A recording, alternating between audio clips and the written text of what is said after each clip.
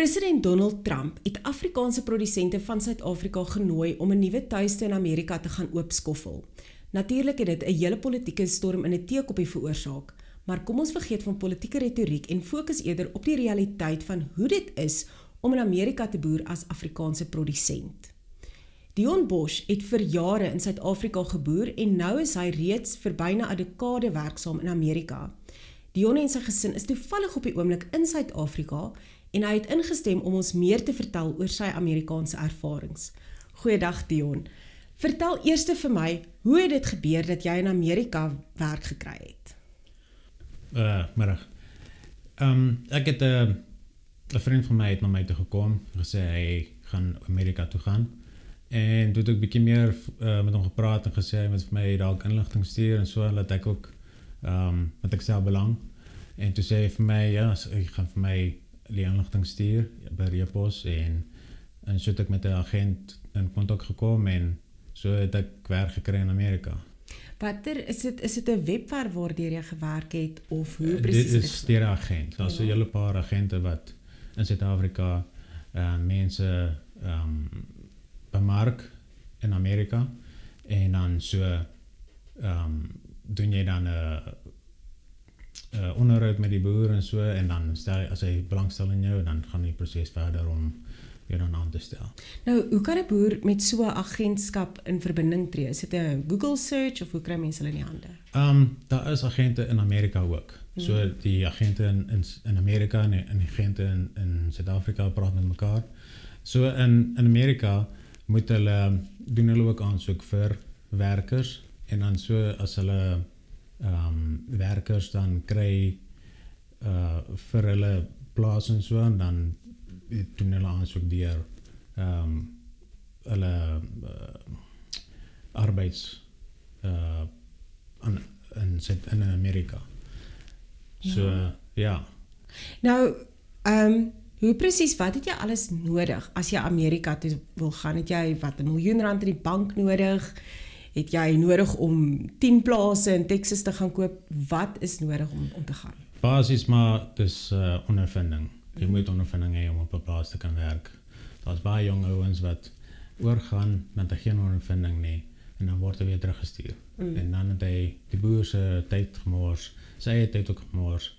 En so jy moet ondervinding hê, jy moet kan trekker hê, jy moet kan spuit, jy moet kan plant, jy moet kan jy moet boer, basis vir hom. En hoeveel jaar se ondervinding praat ons hiervan? Maar plus minus as jy 3 jaar, 5 jaar ondervinding het van boerdery, veral met trekkers te kan ry. Want meeste van die tyd moet jy trekker kan ry om te kan plant en te kan spuit en te kan skoffel. Met GPS te kan werk. So dit is nogal belangrik. Okay, en kan jy oorgaan as jy byvoorbeeld 'n kriminele rekord het? Ek glo nie. Miskien dalk as dit nie so groot geval was nie, maar ek weet nie.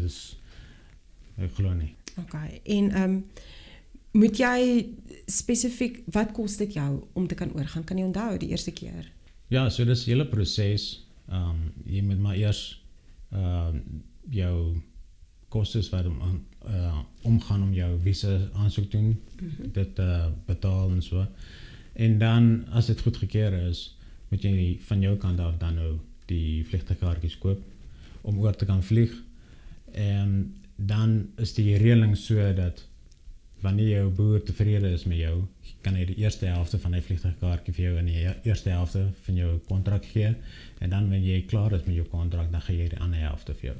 Er was voorheen gewees dat je boer eerst die kaartjie koop van de andere kant af. En dan gebeurde dat die ouens dan koude voeten krijgen. Dan willen niet meer oorgaan nie. Dan die boer klaar aan die andere kant basis die vliegkaartjie klaar gekoop.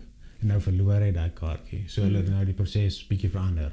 Dat jy eerder van jou kant af die vliegkaartjie koop en dan oorgaan en dan weet jy, as jy nie by wil gaan nie, dan verloor jy die vliegtuigkaartjie. Dan draai jy daai risiko. Ja, jy draai die risiko. Ja, so Dion, op die oomblik is daar nou hierdie geleentheid vir Afrikaanse boere om vlugtelingstatus te kry en Amerika toe te gaan onder daai tipe van status.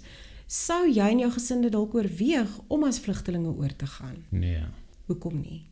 Dus as jy begin met daai proses, dan kan jy nie meer stop nie.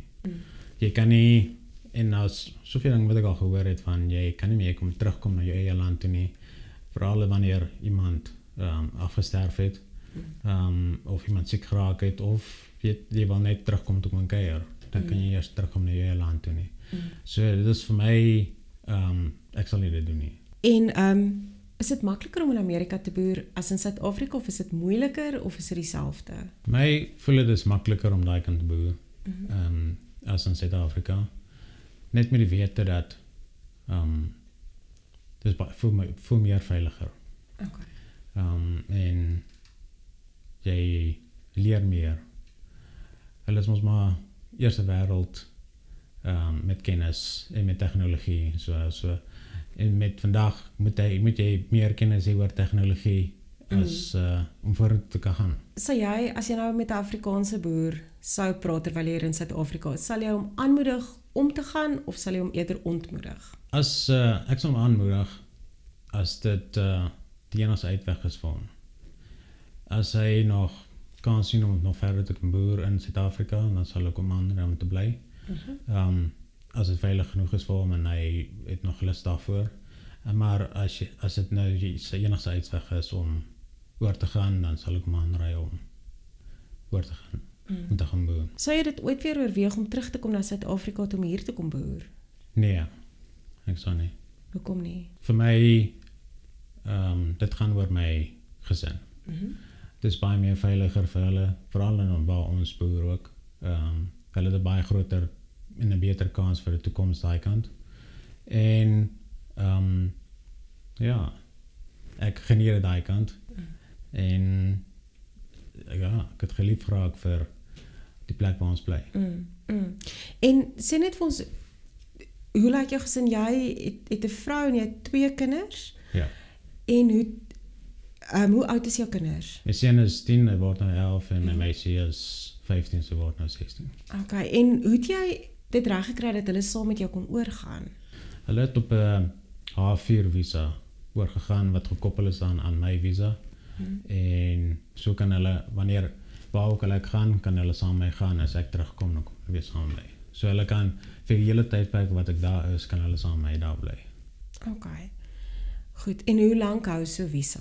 Ons kan, my visa is vir 10 maande of so, maar jy kan, as jy boer, die geleentheid het om rollover te doen, dan kan jy oorgaan van jou somervisa na die wintervisa, somervisa, weer wintervisa. So kan jy bly in Amerika vir 3 jaar, totdat jy weer moet terugkom. Dis volgens wet nou. Dat jy moet terugkom na jou eie land toe en dan kan jy gewoonlik 90 dae reset en dan kan jy weer oorgaan en weer 3 jaar doen. En met die H4 visa wat gekoppel is as myne, doen ons dieselfde, presies dieselfde, doen net die aansoeke vir somervisa, somerwinter, en dan kan hulle saam met my bly vir 3 jaar ook. En dan wil ek net weet, in terme van inkomste, verdien jy 'n leefbare salaris aan die ander kant, sodat jy jou gesin kan onderhou, of is dit maar 'n bietjie van 'n sukkelende bestaan? Nee, verdien genoeg om 'n lewe te kan maak daai kant. Hier is, hier is goed, betaling is goed, en ja, so jy kan 'n lewe maak. Okay. Tyd wat ek hier, jy kan spaar ook, so die tyd wat ek nou teruggekom het, kan ek daarom nou vir 'n paar maande bly sonder enige... Sonder om te werk. Sonder om te werk, so kan 'n bietjie vakansie hou. Ja. En toe jy in Suid-Afrika was, kon jy dit gedoen het op die salaris wat jy toe verdien het? Nee.